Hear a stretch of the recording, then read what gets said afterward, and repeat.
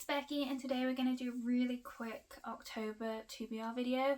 I've got loads of books that I want to read, some that are like horror based to fit in with the Halloween theme, and then we've got a few that are more like cozy reads, thrillers, and just things that I kind of feel like you should be reading in autumn when it's like raining outside and you can put candles and incense on.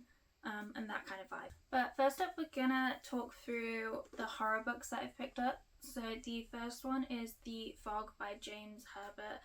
I believe this was made into a film like years and years ago, and it's one of his more popular books. And it's one of those really short books that I think would be perfect for like a short weekend read, whilst it's a bit kind of dark and gloomy. I'm hoping we're gonna have some like good rain, as it's been really hot in the UK as well. Yeah, this is probably one of the first books by James Herbert I'm gonna read. I do have a few more on my shelves, but this is the one that I want to read first. Next up, we actually have two Stephen King novels. The first is The Shining. So if you follow me on social media, you probably realise that actually like I have started reading this before. I've just never finished it. I have watched the film, so I do know kind of what happens. But yeah, I just want to kind of finish it. I think I was halfway. Do I even have the bookmark in here anymore? I have some bent pages. I don't remember where I got to, so I might have to start from the beginning. But yeah, I really want to finish it this time, as I've just never quite gotten there. And then the other one is also Salem's Lot, and again, this is another one where I definitely started reading it. I started reading it whilst I was at uni, and then uni work just got on top of me and I never finished it. I think there is still, yeah, there is literally a Tesco receipt bookmark from, does it even say? From 2016. So I only got that far in and then I got too busy. So I'm going to go back and read that, as I think I also have the sequel for Salem's Lot on my shelf, which I want to read as well. The next would be Saw Kill Girls. So this is an arc that I got from one of my friends. I haven't read it yet. They told me I needed to read it. I never did. So I'm gonna finally read it, as it's now kind of horror season. I have been told it's not quite like super horror focused, but it is quite scary in places, so I'm looking quite forward to it. But I have heard it's a little bit more fantasy orientated as well, so we'll see how it goes. I have been told it's really good, and it's like a wonderful floppy art book. You've definitely seen this if you follow me on Instagram, because I like using it in photos where I want like open book covers. And then next up, I'm going to let's talk through some of the kind of more thrillery books I've got. So I've got two on my list. I've got Dogs by M.A. Bennett, and I've got High Rise by J.G. Ballard. I think I said those letters correctly around. So Dogs, I've read The Island and Stags by M.A. Bennett. I love both of them. They're quite they're always kind of like mystery thrillers, so there's always kind of something to uncover, and the way M.A. Bennett writes is really like intriguing. Like you just want to know what's going to happen next. I think this is going to be the same for Dogs. It's actually a sequel to Stags. I bought this so long ago and just completely forgot to read it, but this feels like the perfect time to read it, especially if we get some like cozy weekends to read. And then the second one is High Rise, and I remember you can see where I bought it because it has the motion picture like can't take the sticker off sticker on it.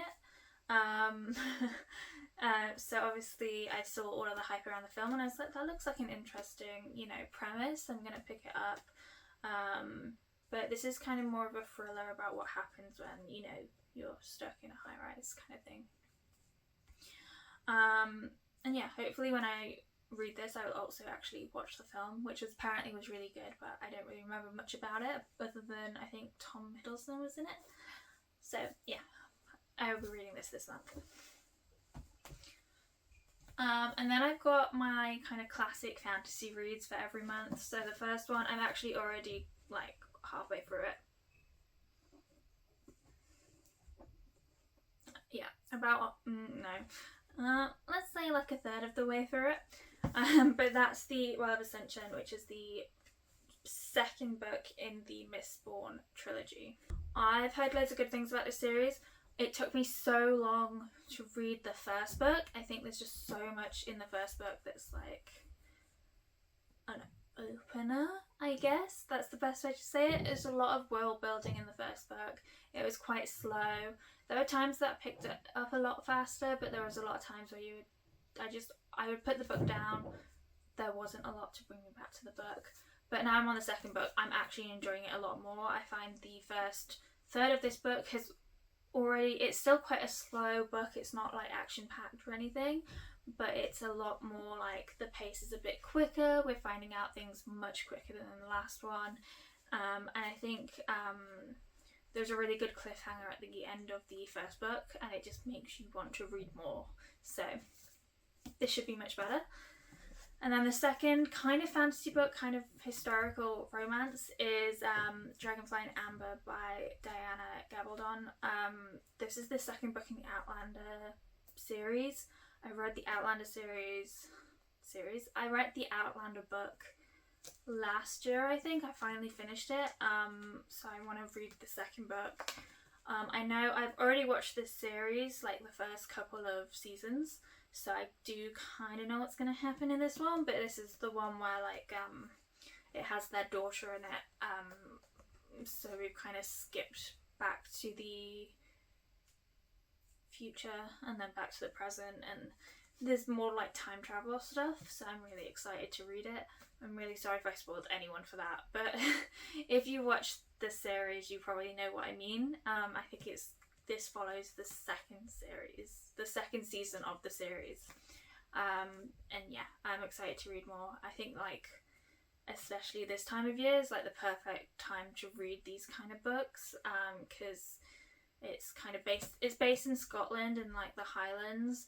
I'm also going to Scotland in November, so picking up this book just before like it gets into that kind of rainy, gloomy setting, it was like the perfect timing. And then speaking of like gloomy timing, I've also got Wuthering Heights by Emily Bronte. This has been a classic that I've had on my shelf for literal years. I had this back when I was still living with my parents, so long. This is the one that I just haven't got to yet. I read the other ones. I read Pride and Prejudice, and I can't remember what the other... Do I have it up there? I can't see it. I bought 3 books in like this Penguin Classics cloth bound covers, and this is the one I just never read. So I will be reading it now, finally, and taking the plunge and finally picking it up. This is kind of I'm trying to read the classics I have on my shelves, because last month I got rid of loads of classics because I had doubles of loads because they've been given as gifts, or of any kind of books that I knew I wasn't going to read ever, and a lot of them ended up being classics, so I'm really trying to read this one now. And then I don't know if this really classes as a classic, but Noel Streatfeild to me is like a classic author that I've been reading since I was a baby, well, since I could read.